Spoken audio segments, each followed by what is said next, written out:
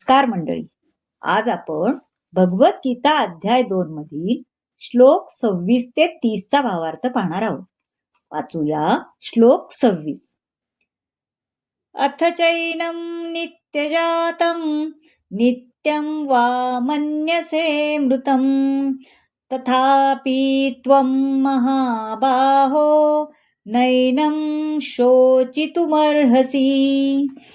आता महाबाहो भगवान म्हणतात, हे महाबाहो, जरी तुला वाटते की आत्मा हा नित्य जन्मतो आणि नित्य मृत होतो, तरी हे महाबाहो तू शोक करणे योग्य नाही. म्हणजे भगवान त्याला समजवायचा प्रयत्न करत आहेत की ज्या अर्थी प्रत्येक क्षणी जड द्रव्यांपासून असंख्य जीव उत्पन्न होत आहेत, त्याचप्रमाणे क्षणोक्षणी तितकेच जीव नष्ट पण होत आहेत. म्हणून अशा घटनांपासून दुःखी होण्याची आवश्यकता नाही. आत्म्याला जर पुनर्जन्म नसता तर पितामह आणि गुरुजनांच्या हत्येच्या पातकापासून अर्जुनाला भयभीत होण्याचे कारण नव्हते.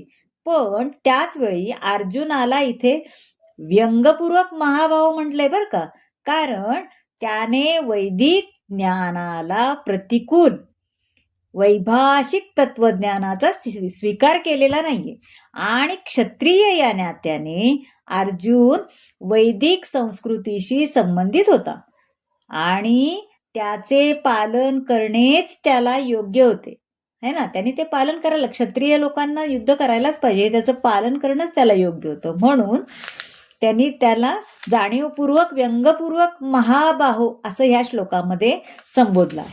चला आता श्लोक 27 पाहूया. जातस्य हि ध्रुवो मृत्युर्ध्रुवं जन्म मृतस्य च तस्माद परिहार्येथे न त्वं शोचितोर्मर्हसि. आता जातस्य म्हणजे जो जन्मला आहे तो, आणि मृतस्य म्हणजे जो मृत झाला आहे तो. मनुष्याला आपल्या आयुष्यातील कर्मानुसार जन्म घ्यावा लागतो असं म्हणतात. आणि जो जन्मला आहे त्याला मृत्यू निश्चित आहे, आणि जो मृत आहे त्याचा जन्म निश्चित आहे, पुनर्जन्म होतो आपण म्हणतो ना. पण आता कर्मानुसार जन्म आणि मृत्यू आहे, म्हणजे एक कर्माचा कालावधी संपला की दुसऱ्या कालावधीसाठी त्याला पुन्हा जन्म घ्यावा लागतो. आपण 84 लक्ष योनी असं म्हणतो ना, म्हणजे पुनर्जन्म इतक्या वेळा. जन्म आणि मृत्यूचक्र मोक्षाच्या अभावी अशा प्रकारे फिरत राहते. भगवंताच्या इच्छेप्रमाणे कुरुक्षेत्रावरील युद्ध अपरिहार्य होते आणि ते योग्य हेतू करता लढणे हे क्षत्रियांचे कर्तव्य आहे. त्यामुळे नातेवाईकांच्या हत्येमुळे अर्जुनाने भयभीत का व्हावे, कायदा भंग का करावा, आणि असेही कर्तव्य पालनात कसूर केल्यामुळे तो आपल्या नातेवाईकांचा मृत्यू टाळू शकत नव्हता, हे की नाही. कारण त्यांनी तो क्षत्रिय आहे, क्षत्रियाचं कर्तव्य युद्ध करणे, त्यामुळे नातेवाईक असो काही असो तरी त्यांनी, आणि पुनर्जन्म आहे त्यामुळे त्यांनी ते भयभीत का व्हावं असं श्रीकृष्ण अर्जुनाला सांगत आहे. आता श्लोक 28 पाहूया. अव्यक्तादिनी भूतानि व्यक्तमध्यानि भारत अव्यक्तनिधनान्यैव तत्र का परिदेवनाः. आता यामध्ये श्रीकृष्ण म्हणतात, समस्त जीव प्रारंभी अव्यक्त असतात, मध्यावस्थेत व्यक्त असतात आणि विनाशानंतर पुन्हा अव्यक्त होतात. म्हणून शोक करण्याची आवश्यकता नाही. बघा भगवान त्याला किती प्रकारे समजून सांगत आहेत, हो की नाही. आता ज्याप्रमाणे आकाशातून वायू उत्पन्न होतो, वायूपासून अग्नी, अग्नीपासून जल आणि जलापासून पृथ्वी उत्पन्न होते. आता पहा, एखादी गगनचुंबी इमारत असते तेव्हा ती कोसळते, तेव्हा काय होती, तिची प्रकटावस्था पुन्हा अप्रकट होते, हे ना. म्हणजे ती आपण म्हणतो बिल्डिंग आहे, पण ती जर कोसळली, तिला जर कोसळवले म्हणजे पाडलं आपण, तर तिचं काय होतं, अप्रकट अवस्थेत होतं आणि तिचे रूपांतर कणामध्ये होतं, है की नाही. शेवटी काय माती धूळ असंच होतं ना. मग तसंच सृष्टीच्या अविनाशत्वाचा नियम कायम राहतो. त्याप्रमाणे भगवान म्हणतात, मनुष्याचा विश्वास आत्म्याच्या अस्तित्वावर असतो का? असो किंवा नसो, शरीराच्या विनाशाबद्दल शोक दुःख करण्याचे कारण नाही, असं भगवान त्याला ठामपणे सांगत आहे. अस्तित्वावर लोकांचा विश्वास, आत्म्याच्या अस्तित्वावर खूप लोकांचा विश्वास नसतो. हे असं काही नसतं, तसं काही नसतं, असं आपण म्हणतोच की नाही. तसं आहे तुमचा, असो वा नसो, पण शरीराच्या विनाशाबद्दल शोक करणे, दुःख करणे याचं काहीही कारण नाही. आता श्लोक 29 पाहूया.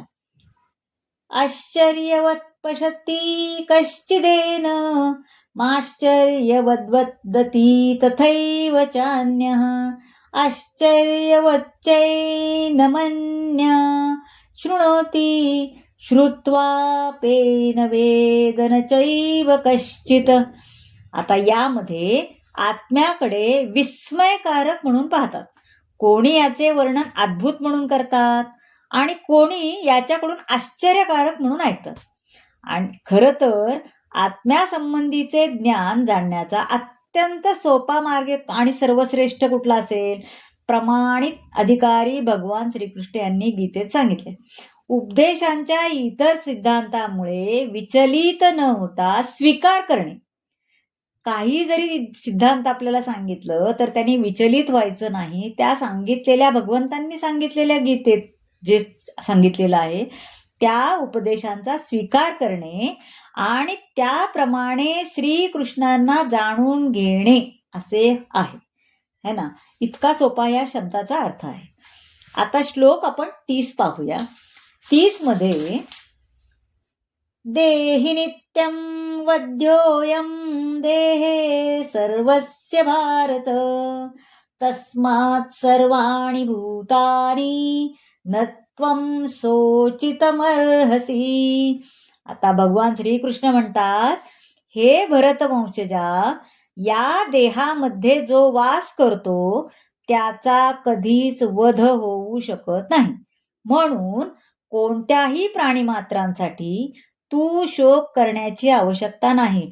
श्रीकृष्णाला किती प्रकारे, त्याला किती उदाहरण देऊन सांगायला लागते, हो की नाही. भगवान श्रीकृष्ण आता अविकारी आत्म्याबद्दलच्या उपदेशाचा शेवट करतायत, है की नाही. अमर आत्म्यांचे अनेक प्रकारे त्यांनी वर्णन केल्यानंतर भगवान ठामपणे सिद्ध करतात की आत्मा अमर आहे आणि शरीर हे क्षणिक आहे. यासाठी आपले पितामह गुरु यांची हत्या होईल म्हणून क्षत्रिय या नात्याने अर्जुनाने युद्धाचा त्याग करणे योग्य नाही. त्यांनी हिंसेला प्रोत्साहन दिलेले नाहीये, पण युद्ध काळामध्ये आवश्यकता असल्याने त्याचा निषेध पण केलेला नाही. हिंसेची गरज लहरी खातर न ठरविता भगवंताच्या आज्ञेवर आधारित असली पाहिजे. म्हणजे जर गरज असली तरच उगाच आपण एखाद्याचा वध करतो, खून करतो, असं जे आहे तर तसं करू नये. ती हिंसा तशी योग्य नाहीये.